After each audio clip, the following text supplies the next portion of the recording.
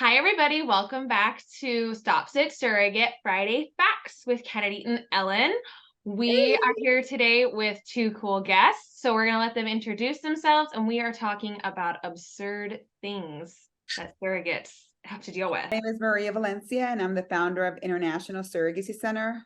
We're based in California, but have surrogates everywhere. Hi, I'm Whitney Caskey. I am on my second surrogacy journey, and I've kind of been in the process overall for like the last 7 years, kind of learning about surrogacy and all the things that go into it. So, yeah. Oh, how fun. Okay, cool. So then we are going to get lots of different things that people hear about today. Whitney, are you currently matched right now? Or are you waiting? Are you still I'm pregnant now? I'm 11 weeks, 4 days pregnant now. Yay, congratulations. Awesome. That's exciting. Oh my gosh, you're almost out of the first trimester. Thank goodness. Right? Yeah, bless your heart.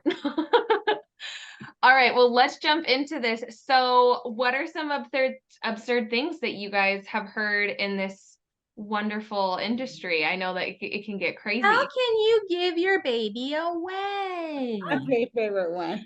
Right. Yeah, my favorite one. Yeah. Do you women, like, do you ladies like combat that and just like, it's not my baby, and then like walk away, or just like ignore it? Usually I try to educate. I'm always like, I'm not giving a baby away. I'm giving a baby back to its parents. Right. Perfect.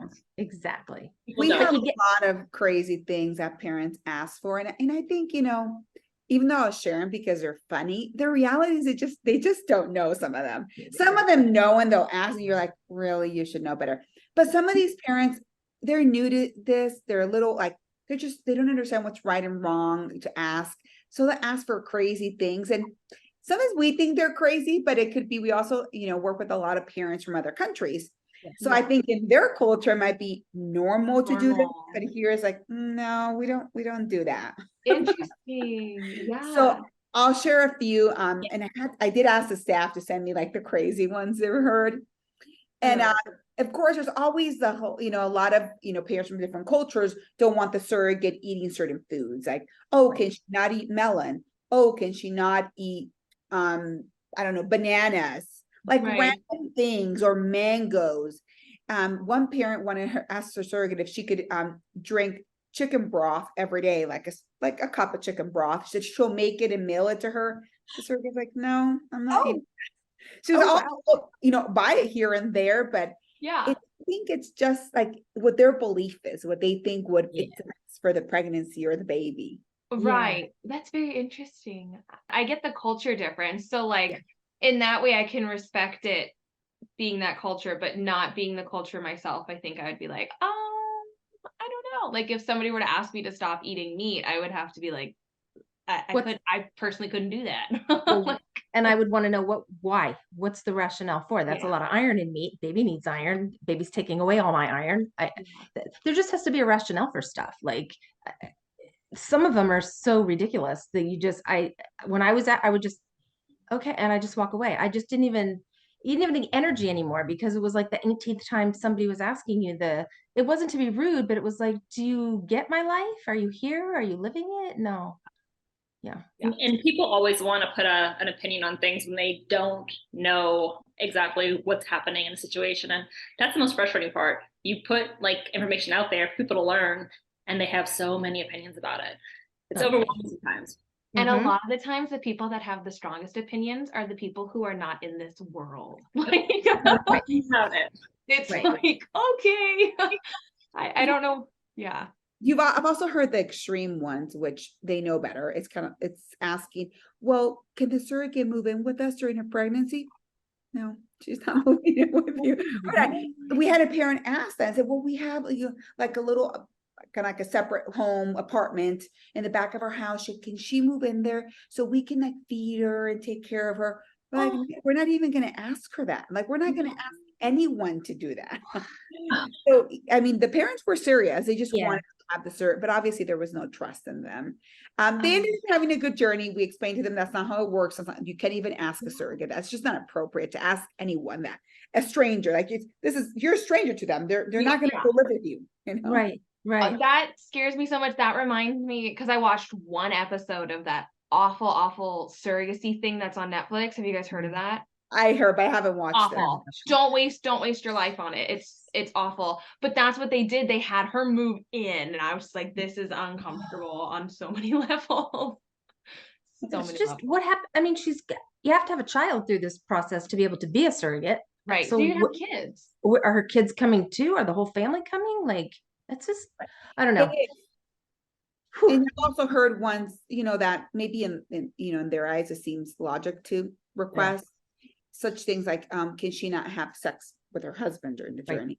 Can she pick up her babies? Like in their head might think like that's like needed or something. Yeah. But there are a lot. I mean, I have a list of like 45 things that the staff sent me of crazy things the parents had asked. If there's a medical necessity for pelvic rest, like we talked to a surrogate the other day, there was definitely a medical necessity for that. So she had to refrain.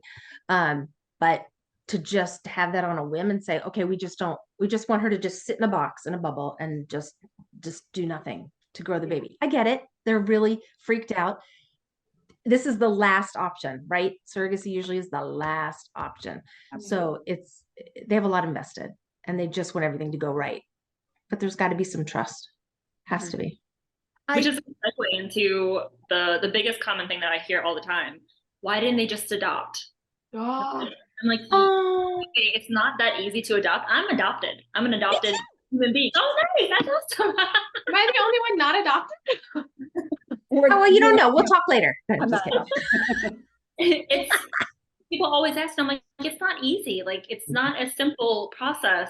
And my first IPs are from a country that it's not even allowed.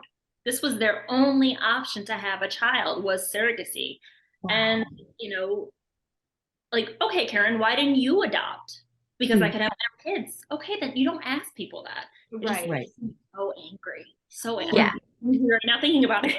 And a lot of times, like, people think that adoption is easier. And honestly, what I've heard through the grapevine is that they're kind of similar in stress, in financial, like in everything, because adopting isn't free. It should be. Like, you're trying to give somebody without a home. Like, I don't think they should be charging you up the wazoo for that. But I hate that a lot, especially when it's like constantly out there on the internet and constantly just like, well, they should just adopt. And it's like, Well, and as adoptees, Whitney, right? When you had your child or children, did that put a puzzle piece back for you? Like, oh, wow, that's where they got the eyes or that's where they got the hair. Like it just kind of, for me, it solidified stuff. Like I didn't really care too much, like to know my birth parents, blah, blah, blah. I did eventually, but here nor there. But it was just this. So I understand intended parents wanting to have a biological connection with that child. Totally get it. And it's their right. It's their, if they can go through this journey and they can afford whatever comes their way and that the emotional tolls, the financial tolls, all of it, more power to them. I say, yay. Everybody sign up. Because adoption, the birth mom can change her mind within 6 months. Like that's heartbreaking. Yeah. So I would feel like there's no right or wrong way to have a family. Correct. No. It's what's best for you. Your best path and, follow that path and figure it out. And the only people who matter are the people who are in the situation. Yep. Yeah. And not just saying things weird, but people just come up and touch pregnant people's bellies. That's they so don't inappropriate. They touch everybody's bellies. And then when you say you're a surrogate or you're like, oh, it's not mine, I'm carrying, it's even more touching and more groping. And you're like, whoa, would I ever come and do that to you? No, I don't think so. It's very unnerving. Very unnerving. Yes, I agree. I'll tell you guys what I think is the craziest one. Okay, I'm gonna read it because read a bunch of them. Asking the surrogate after a C-section to smear her vagina fluid on the baby to kickstart its immune system. Stop it. This comes from other countries in the standard medical practice. Really? Wait, what? So what? I have never heard of this be like. That's bizarre. I know. I didn't research it. I don't know if it's true that it does anything. Okay. Either way, like that is so just. So wait, hold on. Okay, so this is after a C-section. So they're saying basically like if baby was born vaginally, that wouldn't have to happen because like it would have happened. It would have happened. Yeah. Right. I Okay. really want to do some research on that and figure out if that's like an accurate thing. I think it's something with their baby's gut, I believe. Don't quote me on this. I Okay. could be Yeah. wrong, Oh, but I okay. think it is. But I mean, yeah, when I saw that, I'm like, that's crazy. But when you really sit and think about it, are you like, is it that crazy? Because the baby was inside her. It's not like it's inappropriate. Like, I don't know, Yeah. would make her feel uncomfortable, maybe. But in the Yeah. parents' eyes, like, when my baby's missing out something that it would have gotten otherwise if it would have been a vaginal birth. So Yeah. even though I think it might be a little out there, it's like when you think about it and their rationale, it's like, okay, maybe it isn't that crazy. Yeah. I'm curious though if like I'm curious how that would go about. Very interesting concept to have. Yeah. Because you're in a C-section, baby's usually whisked out of the room, even if it's Yeah. yours. Like, Yeah. What do and you do? you're Like, being sewn up. And wait, how hold you on. how you Yeah. gonna make that? Sorry. So wait. Do, these crazy questions that are coming up, that have they ever been asked of a surrogate, or these are things that they've wanted to ask? They've wanted to ask, so we Okay. wouldn't dare You ask. cut them off at the pass. I mean, I think we've asked the one about a parent was very adamant about no bananas. I think it was pineapple or mango. And we did ask a surrogate because we didn't feel like that was that big. I could live without bananas for 9 Yeah, months. yeah, yeah. Of a deal, right? So we did ask her, and she agreed, and it was in her contract. Okay. But that was for the parent. It was in his culture. That was important to him. So Okay. we did ask that. But crazy things like this, we tell them that's not appropriate to ask the surrogate. Yeah, And we that's just think it's fair. appropriate. Yeah. Huh. And usually parents, they're told and they're like, oh, okay, I'm so sorry. I just, I thought I would ask. And you're like, no, Right. yeah, can't we? I don't think they do it with, bad intentions. I No. don't really think they do it. Just since people don't know better, or they say things that you're like, well, that's inappropriate, but it might not be inappropriate to them, but Right. it is to us. Yeah. Like right now, Whitney, have you gotten anything recently in the 11 weeks you've been pregnant, or if you've told somebody you're going in for the transfer and nothing, people know? So with my last one, my cousin's boyfriend, who knew me but didn't know my husband. Okay. And when he finally met my husband, he's like, "How did you let your wife sleep with another guy?" And my husband's like, "That's not how that works." Right. That's What not do you how mean? that He's like, works. "That's how you get pregnant." And he's like, "Okay, there's science behind it." And he had to explain it down to him. Oh gosh. And we've gotten a lot of that. And I've also gotten, "What are you gonna do if one of the dads falls in love with you?" Really? Wow. And they're obviously homosexual men, right? My first IPs were a heterosexual couple. Okay. My IPs now are a gay male couple. Okay. But like, I don't know. Like, Wow. you watch too much TV, too many movies. Too much. By the time I'm like, this is not situations where these things happen. Right. Wow. I think a lot of people still believe that. Like we hear it all the time. Like, and you're like, who even like thinks it works that way? But there are still people that believe So that many it people. works. Mhm. I'm like, no, that's not. There's no salacious act happening here. Like, it's all Right. science and it's doctors, and there's a lot of research that goes behind it. It's Yep. not like me just pimping myself out and getting pregnant. Yeah, exactly. Because then it would become, that'd be adultery, first of all, if you're married, and like just like a bunch of inappropriate wrong things. So like that's not ever how surrogacy has worked. I mean, maybe back way in the ancient times when like, there were kings in like Egypt and stuff like that, but like that doesn't happen nowadays. But I've gotten that too several times. Not the will they fall in love with you thing. That's just insane. But I've gotten that, and I've also gotten prostitution before. Like you're selling your body. You're like a prostitute, and it's like, And no. you're selling a baby. How could you sell a baby? Selling I've a gotten that. baby. Trafficker, breeder, abomination. Yep. Yeah. How can you profit off of having a baby? How can you you shouldn't get paid for this? Like again, to Whitney, they have so many opinions when they have no idea what's going on. Like educate yourself first, then come at me, please, because I'll talk you down every time. And on the opposite spectrum, I've had people like who I barely have spoken to in years message me on Facebook or Instagram and will say, "How much do you charge?" I'm like, whoa, uterus isn't for rent. that's inappropriate. There's a there's a right and a way to have that conversation. This is Yeah. definitely the wrong way to have this conversation. Absolutely. Because to ask how much you charge, Yeah. that's just there's a better way to go about asking, hey, how much does surrogacy cost? Like, what is your compensation? Like, that is so much more polite and not like, you're an object, we want to buy you.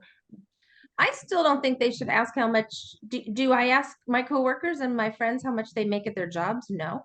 Right. I don't think they should ask me how much I made Probably as a the number one question surrogate. I've been asked, but I'm always like, it's public knowledge. Like, go Google it. Yeah. Yeah. And that's a great answer, because I think that would be uncomfortable for you to share. This is what Mhm. it's like, yeah, I Yeah. think that's right. It's inappropriate. People don't go ask around strangers, how much Mhm. money do you make? What do you make hourly? How much do you Right. make a week? Like, we don't, why is it appropriate to ask Right. you? I don't think anyone should have to disclose how much they Right. get paid, they get compensated to be a surrogate. I think that's private I information. had a friend of a friend who was interested for like a split second. Okay. When I originally looked into this like 7 years ago, I had kind of talked about doing it. And she was like, oh, like this sounds like a great idea. You know, how much are you going to be making off of this? And when I told her what the baseline was, she's like, oh, never mind. She was thinking like triple digits. And I'm like, this isn't a get rich quick scheme. No. This is, and it's not like a quick thing. Like it's months, potentially years for some surrogates, Uh-huh. for a baby in the making. And most surrogates make in a year what you'd make at a regular job. Like it's Exactly. Yeah. so much money. Yep. When you break it down, because you Yep. don't have a break, you don't get to clock out on the weekend and be like, not gonna be pregnant for 2 days. Like you're pregnant for for 8 to 9 solid months every single second of that day. And when you break it down, you're getting paid It's maybe less than minimum minimum wage. Yeah. It's less than minimum wage. Yep. Yeah. It is. Yeah. So this is a good topic, I think, and I think it's always like, people don't agree with, surrogates getting compensated anymore. I'm a believer that surrogates don't get paid enough. Like Mhm. they're putting their life at risk, it should get paid more. But then the debate is, well, if surrogates are making like 100, parents won't be able to afford it, nobody will be able to do surrogacy, which I do understand that side of it. Yeah. But I also believe that surrogates should make more money. I mean, the standard, compensation is kind of set in the industry for first-time surrogates, but I think they should. But sadly, it's true. Like parents won't be able to afford it then. Like Yeah. nobody will be able to do surrogacy if surrogates are making like 100, 150, which I think they absolutely deserve that kind of money. Mhm. Yeah. I just think we wouldn't have people being able to do surrogacy. Yeah. Yeah, because of everything else that they have to add on top of it. If you Uh-huh. were just being, if that included health insurance and everything, then it would make complete sense. Like, but unfortunately, the US does not do that. Right. Yeah. There's so many Yeah. things. I mean, if you had attorneys, clinics, like, if the surrogate was making 150 plus everything else, it would cost $300,000 to do Yeah. a clinic. Very Yeah. few people will be able to afford it for sure. Yeah. Which is sad because this is the only option, like we've all talked about, for a lot of people. It's their last option and sometimes the only one. And when you dream about having a family, it's a tunnel vision. You just want to get to that end point. And people mortgage houses, take loans, borrow from family members. I mean, it's a big process financially, which is so sad. I wish there could be something that, and I know there's some companies like Men Having Babies and stuff, they give out like Grants. grants. Yeah, I was gonna say scholarships. Grants, you're right. Which is helpful, but still it's astronomically high. Yeah. The whole thing together. Yeah. I'll rattle off a few more that I have here that Yeah. staff sent me. And these are, I don't think they're, unrealistic, but maybe the normal ones. It's eating organic. We do ask the surrogate right. to come to board, Okay. let's pay extra for this. Right. Okay. Yep. Also using only natural products in her home. And again, they'll give her an allowance to buy like the sprays, the cleaning sprays, detergent, all of that stuff that's chemical free. What else? Relocate to another city because she doesn't have a hospital or OB. That's reasonable. We'll ask the surrogate, we'll pay, the parents pay for like an Airbnb and her childcare, etc. Those are all like the reasonable ones that we've seen. We have had parents ask for a surrogate not to do her nails or go to a nail salon Or dye your hair. dye your hair. Yeah. Those Right. two. And I've heard those. yeah, depending on, I think the surrogate and the parent will feel it out and see if it's appropriate, because Yeah. some girls might be like, absolutely not, I'm not going to do that. That's important to me. Some Yeah. girls are like, absolutely. So it just depends. We don't always ask for things unless we feel like it's appropriate to ask. Yeah. Or the personalities are going to mesh and it's appropriate to ask for something like that. No, That's but helpful. that's good though, to feel it out rather than them get into the journey and then they'd be Yeah. like, hi, so can you smear the fluid Ay, that came out of ay, you? ay. Like, That was a good one, wasn't I it? can't. What culture is that from? Do you know? I don't know. She didn't write it down. That's Yeah. okay. I'm I gonna look want that up. to Google it too and see if it's like, I don't know. That's yeah. gonna be stuck in my head for an eternity now. 'Cause like, My interest is peaked. yeah, I'm very interested about that. Do the placenta. Some people have, and this is between the couple and the that either can be freeze dried and someone can go ahead and ingest that, or they take it and they do bury it like in their gardens. IPs or surrogates. Like I've heard the IPs ask for that. It's a little crazy to me, but especially if they're international, like it just, I don't know. it's a culture thing, I think. It is, I think. Yeah. We've never had the request for the placenta. We've had surrogates who will, get it like dehydrated and create pills for themselves to take, and that's on them. But that's Okay. probably the only. We did have a parent who wanted the baby to be attached to the cord longer, but the hospital said no. They were Oh, not comfortable with that. I think they gave her like an extra minute maybe, but I think she Okay. wanted like, I don't know, 5 minutes maybe, or 15. oh wow. She believed that was, something that was important to her. Was she trying to collect cord blood, or was she no? So I guess once the baby was born, she didn't want them to cut the cord right away. Right away. Okay. There Okay. was something about the baby getting something from the cord. Maybe it was nutrients. Yeah. Okay. But I recall her asking, but the hospital said no. Hospital said no. And then the surrogate thought it was kind of odd, but she's like, it's not a big deal. As long as I'm okay, I'm not in pain Yeah. or anything. Like, Yeah. it's Right. fine. But the hospital said absolutely not. I think they gave her Okay. like a minute or two, maybe at the most. Yeah. Mhm. I know for cord blood, they have to stay attached for at least a minute just so they can get as much as they can. Huh. I did ask everybody what they thought, and I am stunned at how many replies I got. A lot of them are duplicates, but like people have been told like we're playing God, like as Surrogates are? yeah, because we're messing with the naturalness of it all or whatever. I wouldn't take it that far, but that's okay. The child will feel abandoned by its birth mother, Oh, which wow. That's hard. I just don't think that they think back that far. Like Mhm. again, it's an undedicated thing. Human trafficking is another one that I too. Yeah. Which that one breaks my heart. This is not human trafficking. no, it's not. And the back to the breaking the bond with the birth mother, like I don't remember any kind of trauma being separated from my birth mother at all. Me neither. I've lived through a lot of really awful traumas in my life. Mhm. Give me a broken bond at birth versus the things I've been through in my life any day. Yeah. Wow. At the end of the day, I was raised in an amazing home with amazing parents, so Me I was too. happy, Yep. Yeah, you weren't traumatized from that because you really don't remember it. So there's not, yeah.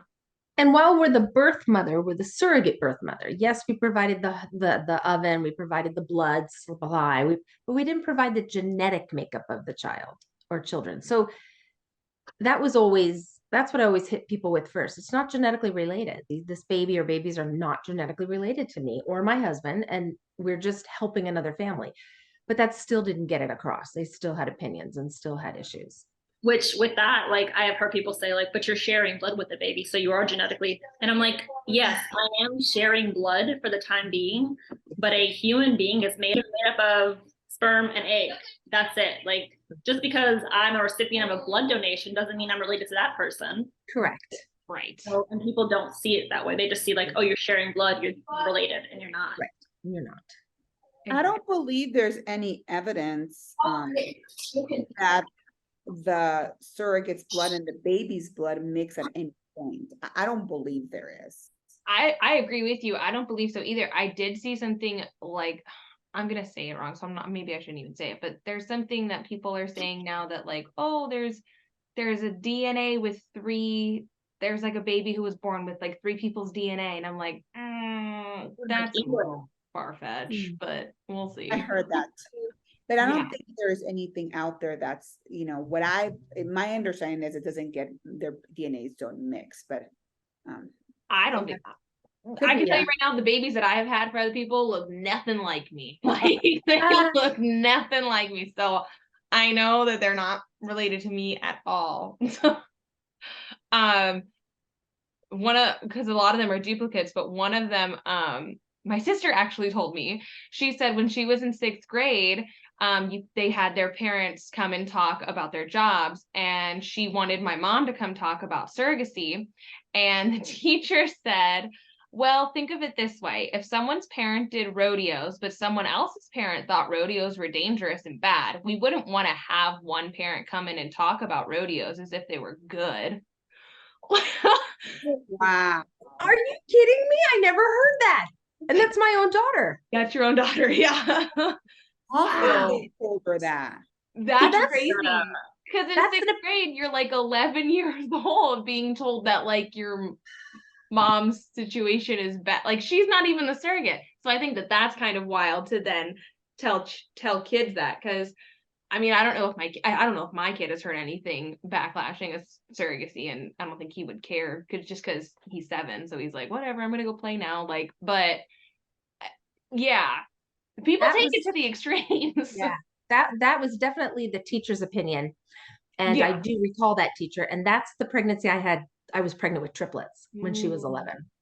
So that was the talk of the town. Like, dear God, she's having triplets for a gay couple. Are you kidding? This is 21 years ago. Like, people are prudish. So yeah. Wow. God. Imagine how she felt. She probably didn't want to tell you because she probably felt bad telling you how her teacher felt or something. Kids make up their own stories. So remember that. Huh. Yeah. Okay. Just crazy. But anything crazy like your kids say, or your kids are asked about that, or their opinion about it? My kids would jump in if I were asked, especially with the triplets. We'd go to a restaurant, we sit down, and they would ask the kids, oh, you're expecting a baby brother or sister? And one of them would pop up and go, oh, there's 3 in there and they're not ours. I'd like the chicken nuggets, please. Like, just shock value. They loved it. And all 3 of them just, I'm going to blow you out of the water and you're going to leave me alone. Because it affected them too, I think. But I didn't care. I'm like, one less sentence I have to say. My son's older. He's 11 now, but he's like, whatever. Like, my daughter, she was in 1st grade for my first surrogacy, and her teacher had saw me one day at a parent-teacher conference or something, and she's like, oh, you were expecting. And I was like, yeah. She's like, okay, Brooklyn told us that. And then she just went red in the face. I'm like, oh no, what else did my daughter say about my pregnancy? And she's like, nothing. I'm like, please tell me. And she said she mentioned that it wasn't for her daddy and you were giving it away. Oh no, that came across. I love kids. And I immediately went hysterical laughing. And I'm like, she's not wrong, but that's not at all what you're thinking it is. And then I said, oh my gosh, I'm so sorry. I was like, it's okay. I said, you were put in a really weird situation. So that's cute. Oh, that's so cute. That's funny. My son went to a very religious daycare. And I worked at a religious daycare, and I was discriminated against and put in situations because I was a surrogate for a same-sex male couple. So they had me, before 12 weeks, I was lifting 50 to like 70 pound things, and like they just did not care, and they knew what was going on. And so they never verbally said anything, but clearly their actions spoke louder than their words. But my son, he really didn't catch on until my last pregnancy, because he was like 4. And I just remember his teacher was like, you are pregnant. And I was like, yeah, kind of like the same thing. Like, oh, you are pregnant. Ashley told us it's not your baby. And I was like, yeah, it's not my baby. And then I kind of had to explain. She was like, oh yeah, he was telling some of the kids that. And I was like, oh, okay, am I supposed to like do anything about this? And she's like, no, we'll take care of it. Like, and I was just like, okay, like, so it kind of like fizzed out, I think, but it could But it's- go wrong not if gonna other be- people don't want their kids knowing about it, but at the same time, but I it's would, life. It's yeah, I can't would say it loud and silence them. proud. Can't silence them, just as long as they're saying it correctly. And if it's not, then have somebody correct it and say, no, it's, what it really is. But I don't know. I think it's just society. Surrogacy is becoming more acceptable, but you still have that pocket that aren't going to let it go. They're just not going to let it go. My And dad it is is. awful about it. He's awful You're about it. you're who? My father. He's not a supporter. No.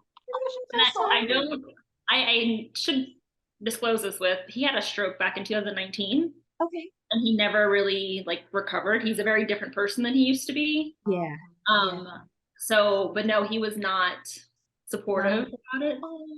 So, my mom is though. She's amazing. And Okay. she's just like, just ignore him. It's okay. So Yeah. That's hard though. That That's is. hard.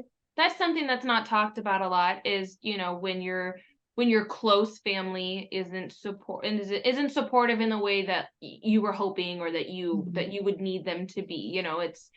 And a lot of the times there are more so supportive people in a family than there aren't, which is good, but it's still a hard thing to have somebody close to you and not fully understand your reasoning. Because it's so important to you. This is Yeah. something you're trying to help somebody with, and you're so passionate about it. All surrogates.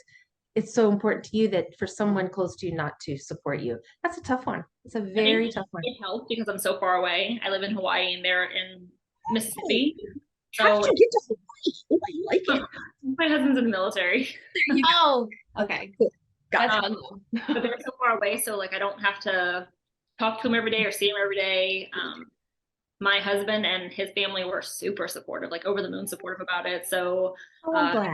they met my first IPs. They loved them. Like That's cool. well, so and they're super supportive of this round as well. So that's awesome. Very sweet. Happy to hear that. Seriously, very happy. I've got a controversial one here. Ooh, we love it. Go. So what about when your contract states that the parents have the right to attend OB appointments with, the surrogate, but the relationship kind of goes south? Oh, girl, are you Been there, done that. been there, done that, lived that life? So we've had parents where they request that and but the contract says, and we have to explain to them, it doesn't matter. You can't go. Like, this is not going well. We will go if you want, as long as when usually the surrogate will be comfortable with one of us going. But it's like the request is still a request, even though it's per the contract, it doesn't matter. We have to say, I'm sorry, but you can't go. It's for really her mental health and for the well-being of your child. Like, it's better if you don't go. So those are difficult ones when you have to, like, it's hard because as an agency for us, we don't want to get the surrogate in the middle of all this. We want to solve it for her and deal with it on our own, so she doesn't have to deal with any of it. We want to tell her, well, the parent wants to be there and that she's stressed, she's concerned about are they going to show up. So we try to avoid telling her, but that's a hard one too when the parents request something that's per their contract and it's not the right thing. It is. And before other people jump in, I just want to applaud ISC for that, because being a person who lived through that and my agency didn't have my back, that's always been my first question. I even asked you, I've always asked that question. That's my first question. What if a conflict comes up? And to know that there are good agencies that will have your back as a surrogate, because yes, I understand the complicatedness of having something in a contract, because then technically if you don't follow it, you're in breach of your contract. But let's understand the whole picture here. You have to understand, people on both sides have to understand, okay, but how is this going to affect her body? If she's completely stressed out and everything, and you're going to all these appointments and you guys don't have a good relationship, is this going to have effects on the pregnancy? And if that's the case, what's the end goal here? The end goal is to make sure there's a healthy baby. So we just have to get to that goal. Yeah. But I think you have to be able sorry, Ellen, go ahead. Go. As an agency, you have to be able to say that. And even as far as communication, we've had cases where relationships go south and we have to cut the communication because it's not healthy for either parties. So those are challenging ones, even though the parents might request, "Well, we want to reach out, we want to call her." Sorry, no, you can't. You just have to leave her alone. This is the best. Wow. Like you said, Kennedy, it's like we remind them what's the ultimate goal. It's the health of your baby, right? So we're all Right. trying to work towards that. Yes. Mhm. Because in that instance too, each side has to realize clearly this is not how either side pictured this journey to go. So no side is really happy in this scenario. It's not like, oh, the surrogate's happy because now she doesn't have to talk to us, or oh, the IPs are happy because I don't know, but like because they don't have to just whatever it is. It's like, no, both sides are sad because it's not going how they both wanted it to go. No, it is. Yeah. It's a bad journey regardless when something like that happens, but that is the extremes of a parent asking for a request or asking for things that you have to say no to. And you're right, like at the end, sadly, nobody ends happy. Everybody ends up happy because it was just a bad journey. And Yeah. even though as an agency you try, it's still, there's only so much you can do. You can't Yeah. fix it. My third journey was exactly like that, and the communication had to be cut, but I was not supported. The IPs were, and that was hard, especially when it came to delivery. I was like out on a little island. It's hard. It's tough, tough, tough, tough, tough. And it just made that beautiful moment of having a baby and all of that, and getting to the end goal. And wow, you really did it. You made a family. You helped make a family. Just made it really, really sour taste in your mouth. Really did, which was sad. So again, applauding your agency for Thank you. We knowing really, when that should be cut and trying to kind of facilitate. Yeah.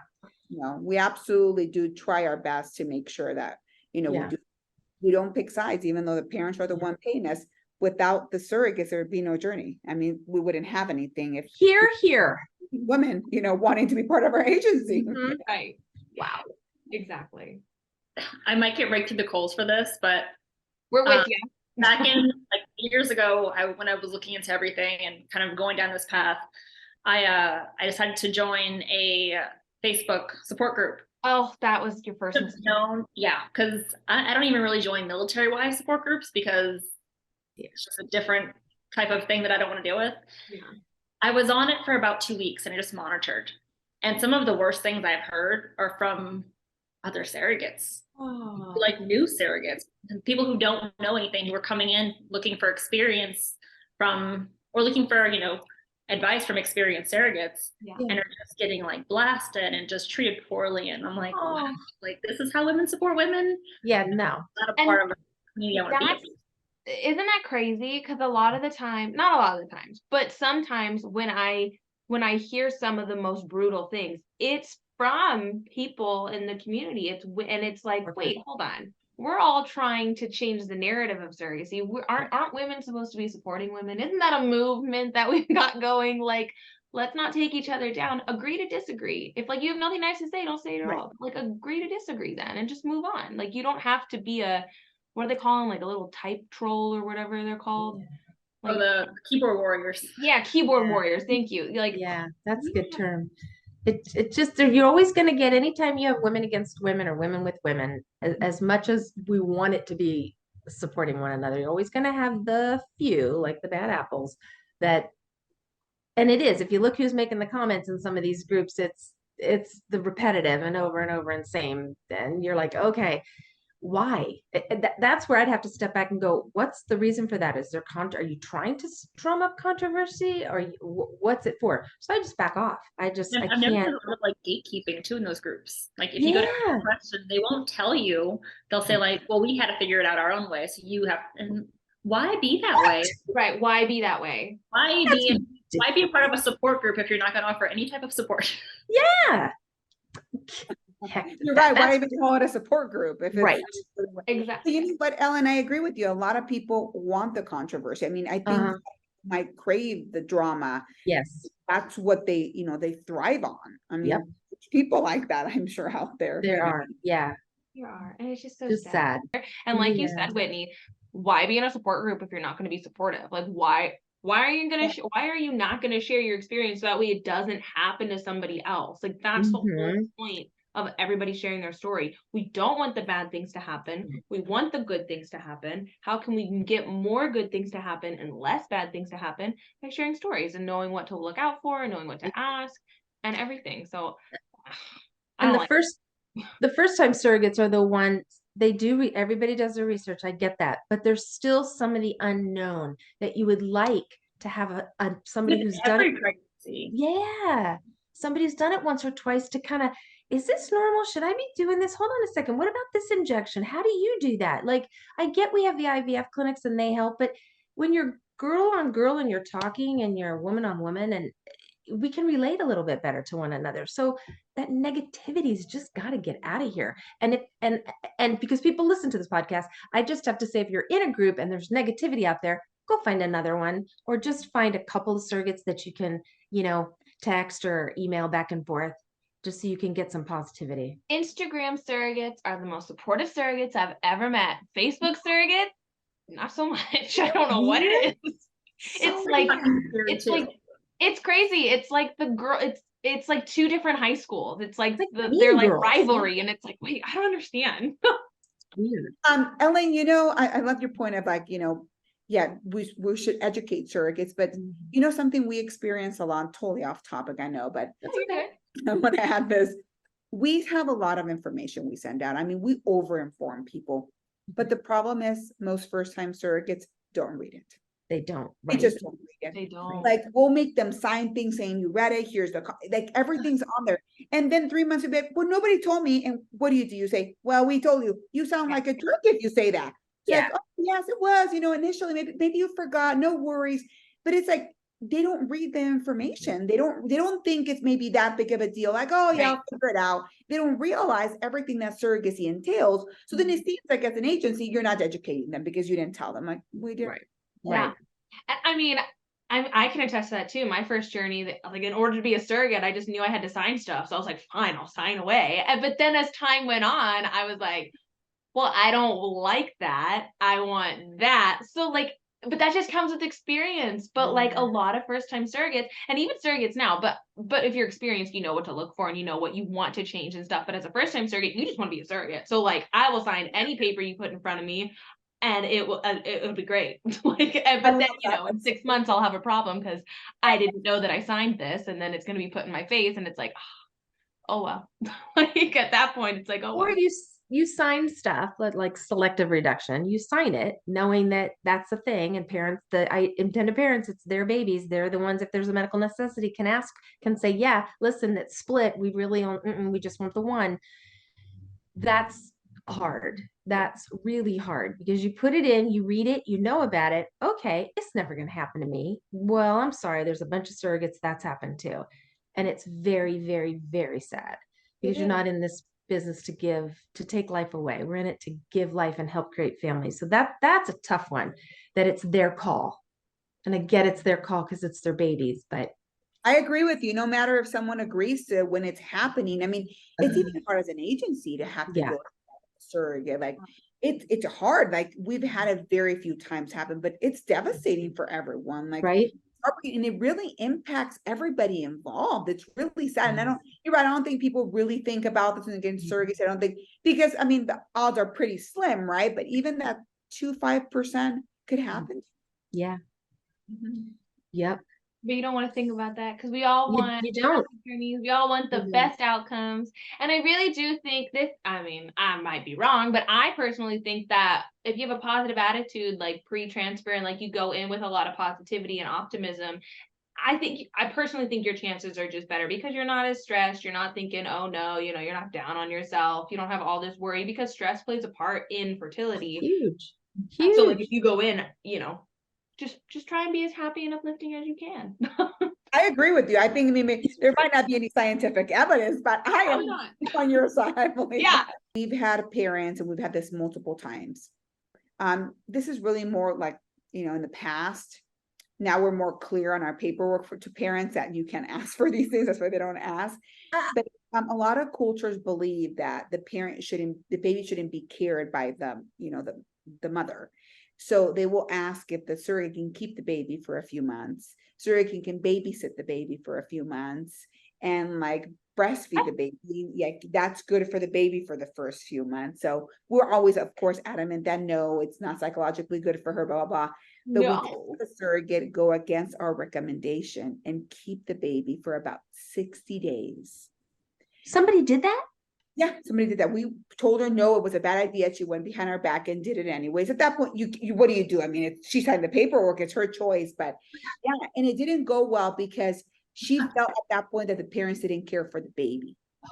So it was now harder for her to agree because like, now I feel like they don't care. And I've had this baby for 2 months. And I don't think it was an attachment issue. It's more like I'm worried for this child now. Yeah. And that's why you shouldn't have done it. So those were hard ones.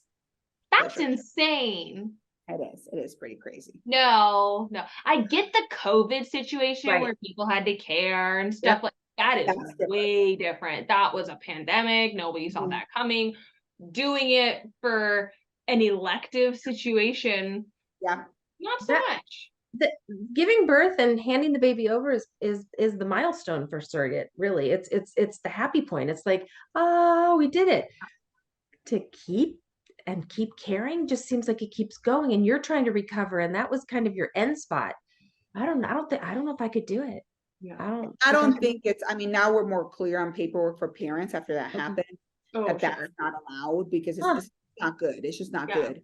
Yeah, in the past, we had a lot of requests for that. And it's a culture thing. So it was normal to request. Right.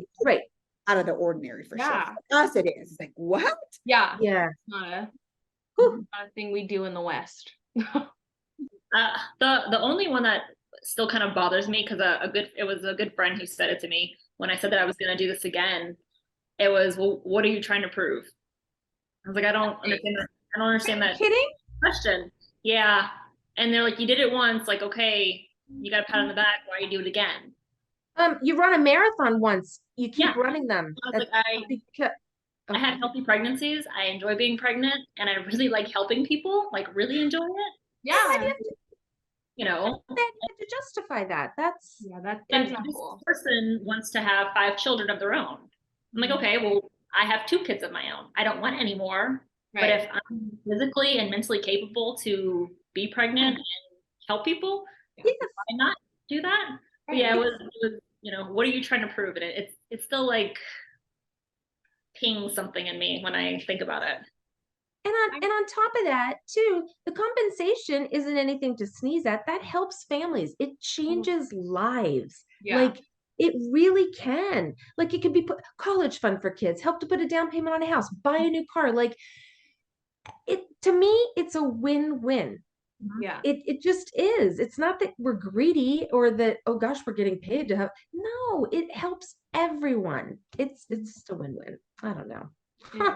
What are you trying I'm really to prove? sorry that I don't like that. I'm sorry.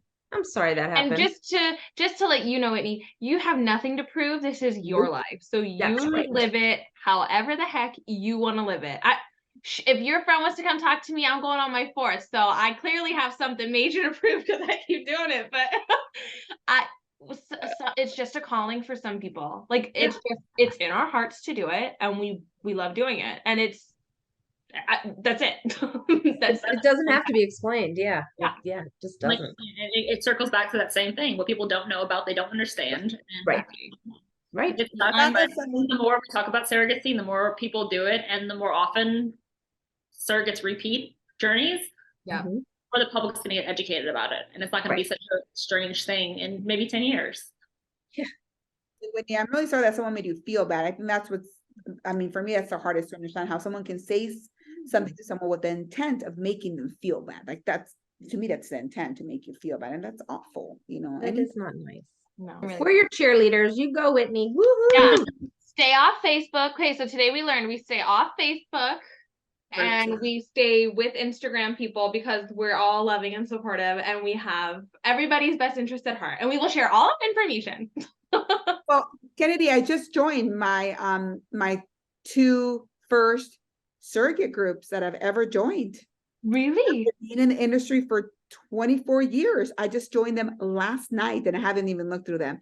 I picked 2 of the biggest ones that have like the biggest followings for surrogate, kind of like supporting parents. So I'll be looking through. Maybe I'll just have to leave. I don't know if I will, right? But if they're the ones I'm thinking of, those ones aren't so bad. It's basically like, oh, you know, we want to match with people, and a lot of times people aren't down on each other if it's the ones that I'm thinking of, because there are some that are nice to just like, if you want to like do independent matching or find out who's out there, which is great because you can always use more connections. Yeah, we're mainly just saying for support for surrogates. You guys have tried and tested the ones, and it just seems Instagram's a little bit more friendly. Yeah. Yeah, I love Instagram. That's my favorite platform. I love personally. Instagram. I can work Instagram better than I can Facebook. I don't understand any other platform.